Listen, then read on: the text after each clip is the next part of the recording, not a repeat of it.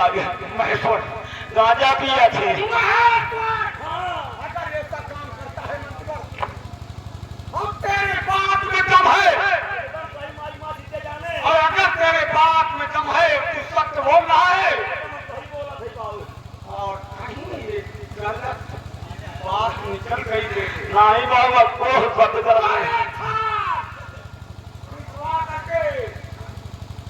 बाबू महेश्वर सिंह नहीं बाबा बात भाई बोल रहे किसने भूसा भरवा करके अपने राज मारो के सामने टंगाऊं माई गुमा जीते जा रहा तेरी बात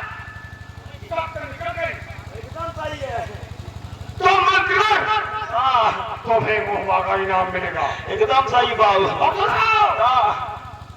हरि महत्व जातो हरि मंत्री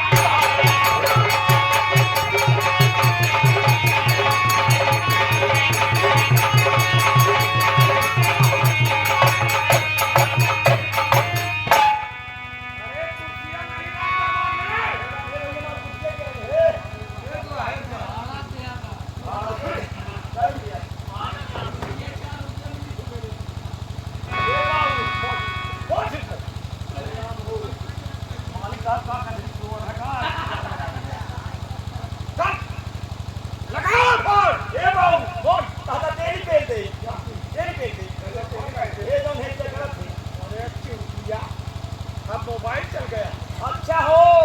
मोबाइल ये कह दे मैं पागल हो जाऊंगा तू पागल हो जाएगा बाबा जी कहें कहाँ जाना है जी हाँ मोबाइल मोबाइल है मोबाइल है